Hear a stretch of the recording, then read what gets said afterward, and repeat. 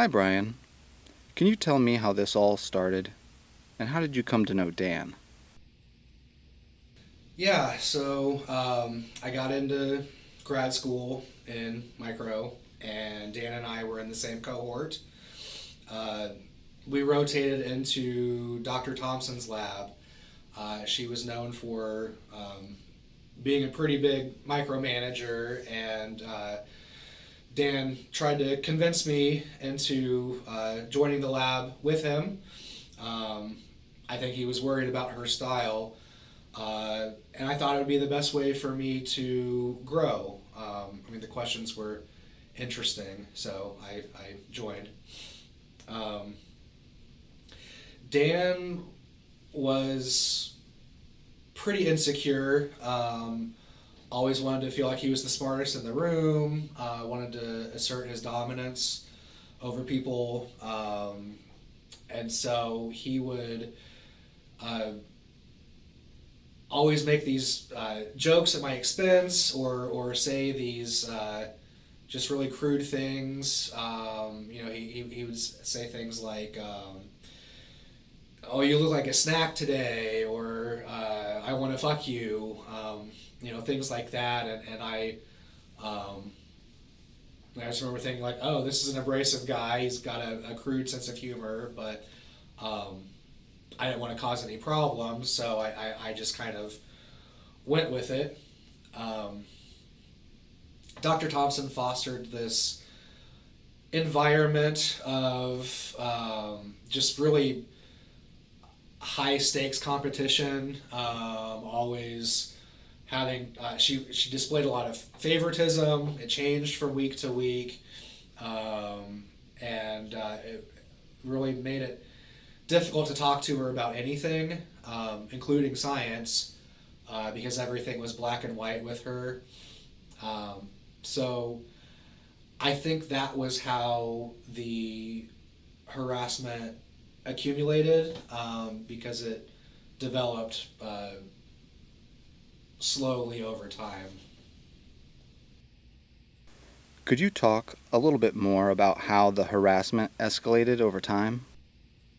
The first 8 to 12 months, he would just kind of try to find his limit, like see where he could push my buttons, I guess.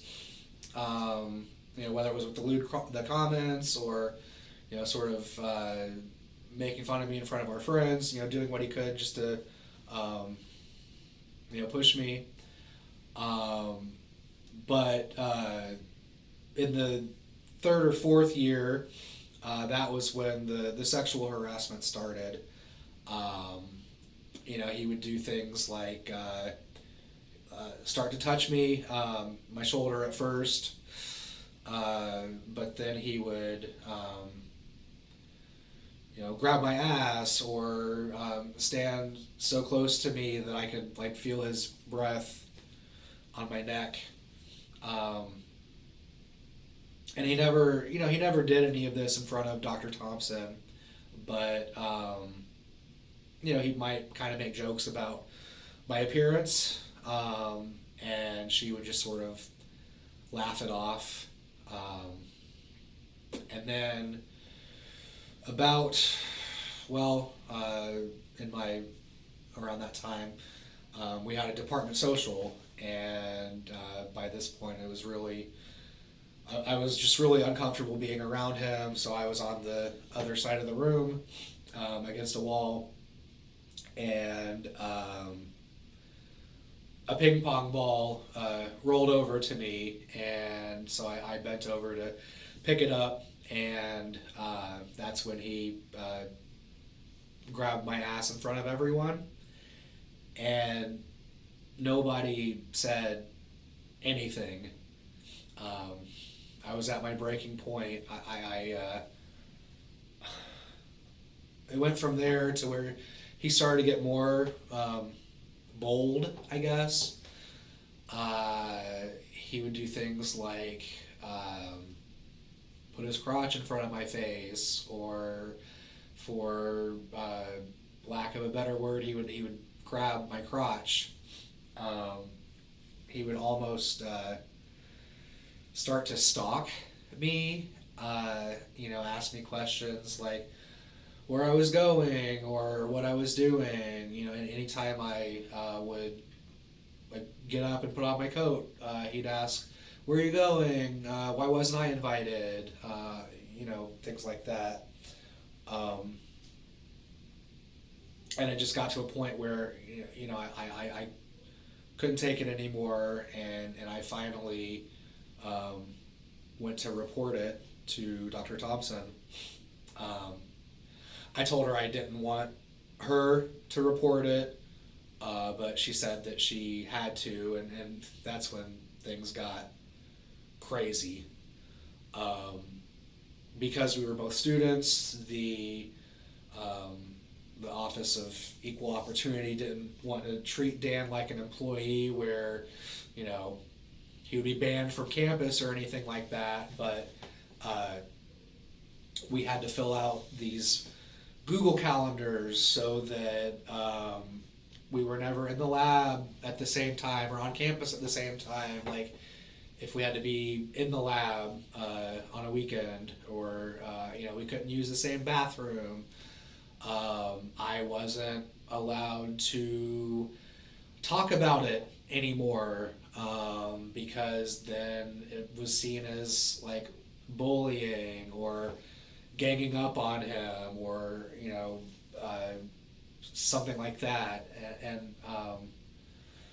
I finally went back to Dr. Thompson and I said, you know, this is ridiculous. I mean, like his PhD got expedited because of all of this. He ended up getting his PhD 9 to 12 months later.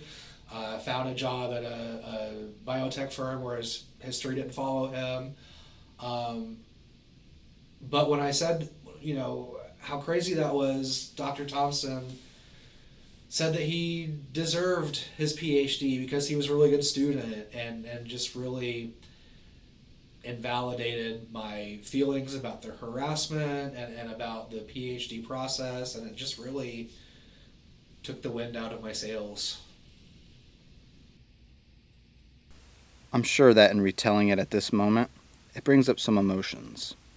What were some of the emotions that you were feeling? And how did they change over time? How did the experience affect how you think about yourself? Um, I was definitely uncomfortable at first, but I was still able to function. I just thought this is who he is, and these are his behaviors, and that's fine. I mean, it's not fine, but it is what it is, and I don't want to be the one that's causing the scene or anything. So I would sort of normalize his behavior. Um, Definitely didn't want it to bleed over into my you know my relationship with my partner or with my friends or my home life. I mean, they weren't seeing any of this, and so uh, I started to think, maybe I was the one that was being difficult to get along with, or um, you know, uh, anything like that. I when I first started grad school, I was more confident. I was more joyful. Um, I laughed more, but now I feel like I am a shell of who I used to be. Um, I mean, it got to a point where I didn't enjoy science anymore. I thought about quitting grad school altogether. It just sort of started to feel like a loss at this point. Um, and so,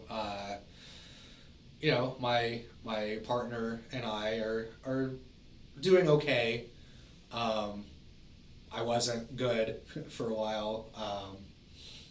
I would cry with no explanation. I would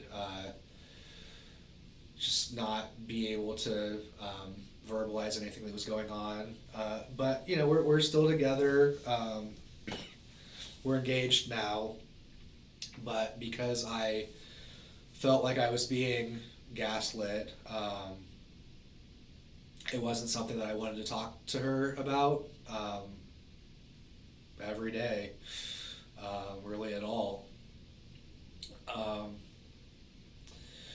so then Dr. Thompson came up to me and said, you know, we need to have a talk. You have something you need to get off your chest. And I told her. I told her that the reason why this harassment was even able to happen was because of this environment that she cultivated. You know, this high stakes competitive nature where you know, it was dog eat dog, and she scoffed and rolled her eyes and said that the department was so sick of me. Um, and that was when I really just felt completely alone. Like everyone just fucking hated me. Um, so I took about 6 weeks off after that meeting for mental health purposes. And when I came back, I transferred to a different lab. And I'm doing better. Still not okay, you know. Uh, I do enjoy science again, but like tasks that used to take me 5 minutes take me an hour now. I get these flashbacks. Um, I mean, it was like a shock that went through my body every time he touched me. Um, but I have difficulty sleeping. That's been going on for about a month now. But I just am trying to take as many good days as I can, and string them together. I mean, I found out I have PTSD, but I'm just sort of trying to take everything one day at a time.